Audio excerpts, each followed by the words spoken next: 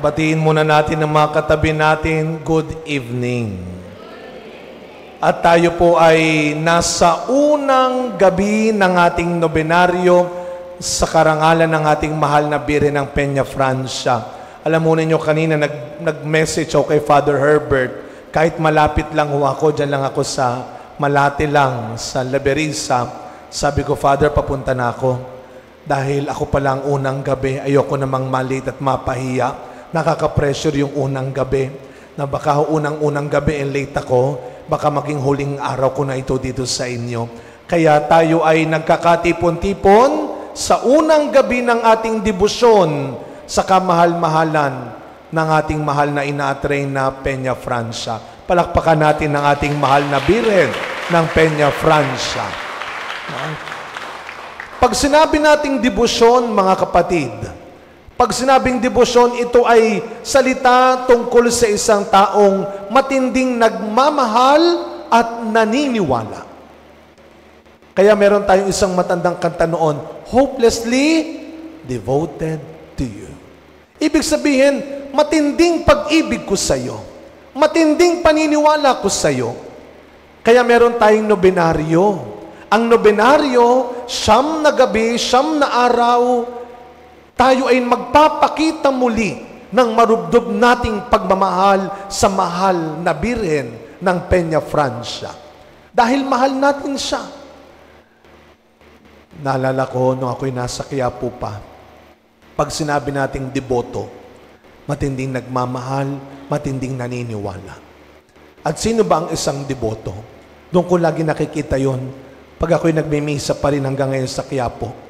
Dahil nga kabisado ho namin mga pare, no? Doon kasi sa Quiapo, puno lagi.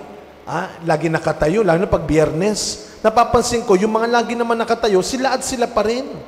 At yung mga, alam niyo po, pag kami mga pare, I tell you, kabisado na ho namin ang mga upuan ninyo. Kayong mga lagi nagsisimba, lalo na yung mga mukhang nakabili na ng titulo ng upuan, yung para bang laging ikaw lang ang nandyan. Kaya kabisado namin, pag may kulang sa inyo, kitang-kita namin, dito ba naman kayo sa taas ng altar? Kaya nakikita ko sa Quiapo kung sino mga lagi nakatayo pa rin at lagi nakaupo. Sabi ko doon sa isa, bakit balik ka ng balik dito? Nakuha mo na ba sa Nazareno? Hindi pa nga po, Father. Sabi ko, bakit punta ka na punta? Taga malayo ka pa. Binigay na ba sa'yo ng Nazareno? Hindi pa nga po, Father. At yun ang ibig sabihin ng deboto. Ang tunay na deboto, kahit wala pa at hindi pa naniniwala ka. Amen? Lahat ng naniniwala na sa tulong ng panalangin ng mahal na Birhen ng Peña Francia, sa nobenaryong ito, tatanggap ka ng himala at biyaya, pumalakpak ng malakas. Yan ang deboto. Yan ang ginagawa ng isang debosyon. Pinalalakas ang pananampalataya natin. At yan ang gusto ng mahal na Birhen. Kaya sa unang himala, sa Kana, ano ang sabi ng mahal na ina sa mga alagad? Gawin ninyo ang sasabihin niya sa inyo. Have faith in Him. Maniwala kayo. Sa linggo, Mother's Day, kung meron man pong isang pinakamahalagang dapat itinuturo at ipinapamana ang isang nanay, pananampalataya. Give God to your children. Kapag pinalaki ninyong may kilalang Diyos at may takot sa Diyos ang mga anak ninyo, wala kayong dapat ikatakot, tumanda o mawala man kayo. Kaya ano ang bigay-bigay ni Maria? Ano ang kanyang dala-dala? Ano ang kanyang ipinagmamalaki? Si Maria ba ang magpapagaling sa atin? Hindi. Si Maria ba ang magliligtas sa atin? Hindi. Si Jesus lang ang kanyang anak na Diyos sa tulong ni Maria. Kaya nga daw sa unang himala, pinatunayan din ni Jesus kung paano o kung gaano kalakas ang kanyang ina. Sa huli, pinakinggan din naman niya ang nanay niya at tinulungan sila. Kaya pag wala pa, pag hindi pa nangyayari, Huwag kayong aalis kay Maria. Huwag kayong magtatampo kay Mama Mary. Sabi ni Kristo, ang paraan ko ay hindi ninyo paraan. Ang paraan ng Diyos ay hindi natin paraan.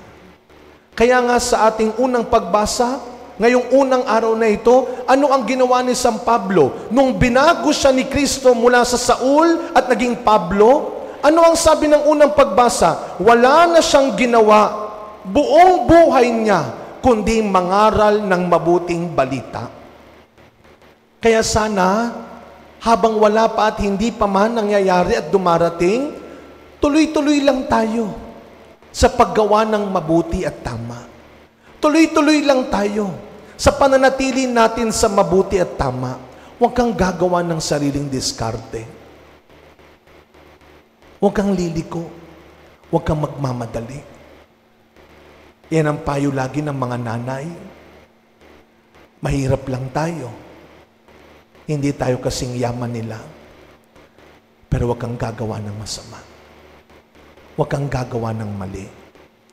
At yun ang pamana ni Maria sa kanyang mga anak, sa ating lahat. Kaya nga sana sa nobenaryong ito, lumakas ang ating pananampalataya. Huwag tayo magsasayang ng anumang sandali sa buhay natin.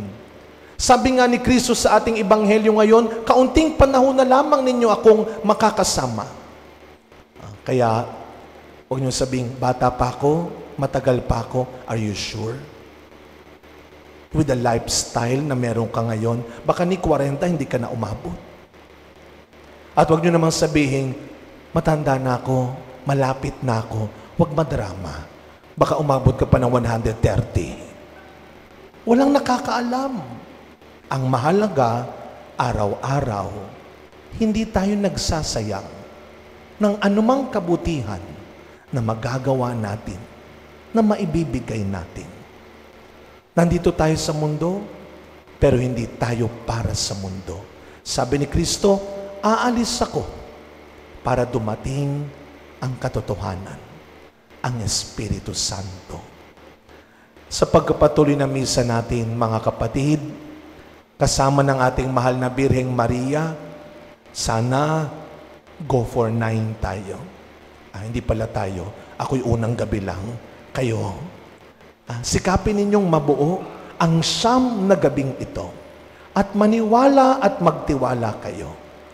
Habang tumatakbo ang 9 na gabing ito, gumagawa rin ng himala at nagbibigay ng biyaya si Kristo para sa inyo. Sa tulong ng panalangin at halimbawa ng ating Reyna at Ina, ang mahal na Birhen ng Peña Francia, araw-araw, huwag kang matakot at madamot na maging mabuti at gumawa ng mabuti. Walang tinawag ang Diyos na pinabayaan niya. Amen.